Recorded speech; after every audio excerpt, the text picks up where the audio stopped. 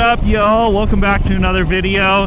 In today's video, we have got 5 things I hate and 5 things I love about the good old Surron Ultra Bee.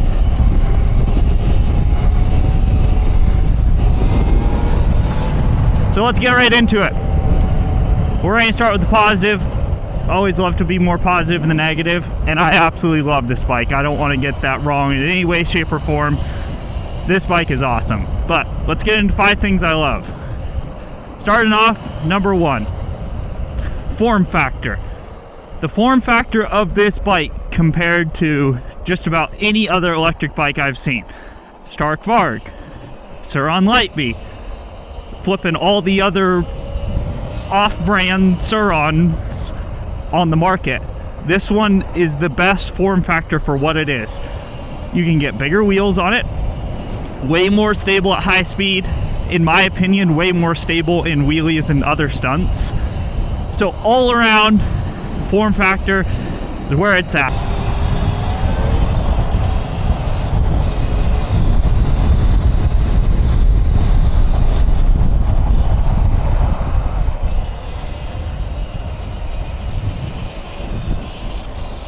Okay, number 2 on the list, we've got tunability of the stock bike and aftermarket bike. With the stock bike, stock controller, stock everything, stock battery, you can tune so much stuff, including your throttle, whether you want regen when you pull your brake lever, or flipping ASR, which is traction control.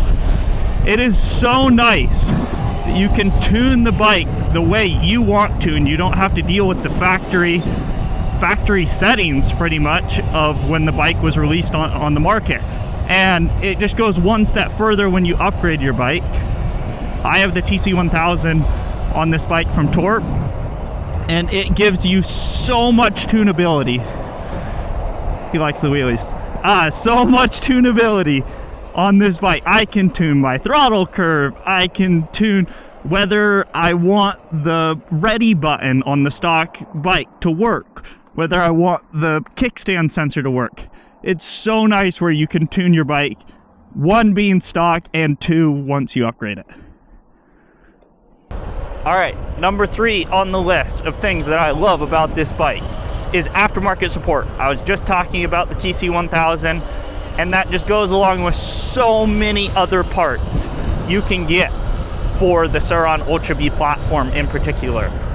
For example, I got wheels, I got a foot brake, I've got battery controller motor, and it goes to show that this bike, this platform, the Surron Ultra Bee, is a platform that is sustainable, it'll last long, and people trust the platform because companies are making parts for this platform, so they know it's a good platform. And it just starts off with amazing brakes and all that type of stuff, but the support you get, where you've got Torp, you've got EBMX, you've got all these big, huge companies that are making amazing products to just make this amazing bike one step better. So I just love that about this bike. Some of the other bikes, like if you look at some of the off-brand bikes, Surron off-brand bikes, you don't really get as much support as you would if you bought like more of a name brand bike. And it's so nice where you can get parts you want, you have different options on parts you want, you don't have to stick with one brand or one company or whatever. So that's super nice on this bike.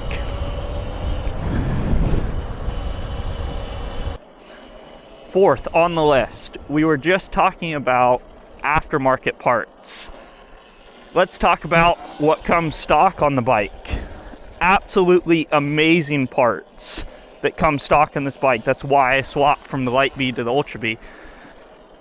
You've got a great seat, bigger seat, way more comfortable. You got amazing brakes that come stock on the bike.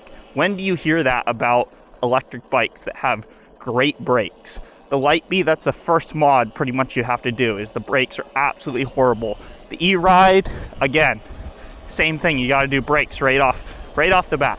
This thing comes with absolutely amazing front and rear brakes. I have almost 4,000 miles on the stock pads of this bike, which is absolutely unbelievable for electric bikes. In the normal bike world, like your KTMs, all your other bikes, that's sort of not unheard of. That's just sort of what happens. But on electric bikes, this is definitely proves it. Proves it good.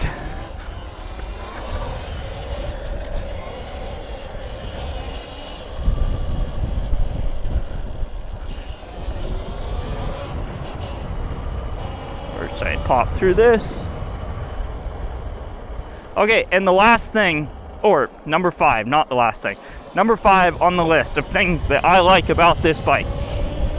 And it's going to be a positive and a negative, is the price.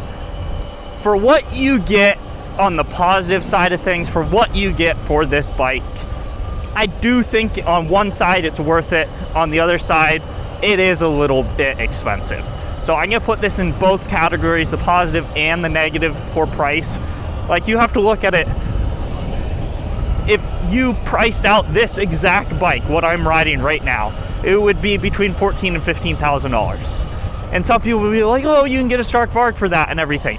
Well, they're completely different purposes for this bike. That's why I put it in the positive and in the negative. I could have been riding the stock bike and could have made it work. 100% could have made it work. But I gotta upgrade my stuff, man. You know how it goes. All right, getting into the negatives of this bike. There's a couple things that are like pet peeves to me, but realistically, there's not a lot in the negative department. I'll start things off. We were talking about price a little bit beforehand. $6,500 for the stock bike. It's good and it's bad. It's just whoever you are, it depends on what your purpose is for this bike. If you're using it for off-road, yes, you probably have to do suspension and all that other stuff. So it might be a little expensive of a bike for a stock price of $6,500. Second thing I don't really like, stock charger. They have insane amounts of problems where the wire going into the charger doesn't like to stay connected. So I pretty much had problems with my charger almost instantly, and that's what led me down the rabbit hole of upgrades. I ended up getting a battery and everything else, so now I run a hypercharger and all that type of stuff. But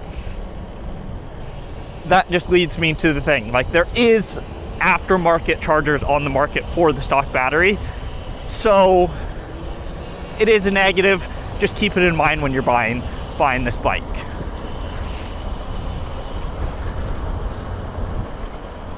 Third and final thing that I like. I know I said I would give you 5 things I don't really like about this bike, but it's super hard to give 5 things. If, like, I had to sit down and come up with 3 things that I really didn't like about the bike. Third thing I don't like is in the US, most of the time I've seen it change a little bit now, where you can buy street legal and off-road bikes. But when I purchased this bike, the only one that was available was the off-road version. So if you ever decide to go and make this street legal, which I ended up putting a tail light and everything on my bike, it makes it a little bit harder, whereas in Europe and other countries, and now I believe in the US it's available, is the stock bike comes with blinkers and a brake light, which is super nice. You can take them on and off if you don't like them, but you have them if you do, where you don't have to do some hodgepodge shit like you can see in my other video where I had to make my own custom wiring harness for a brake light. So that completes this video. These are 5 things I loved and 3 things I don't really like about this bike. If you guys have any questions regarding this bike, please leave them down in the comments. If you like this video, please be sure to like and subscribe, and we'll catch you on the next one.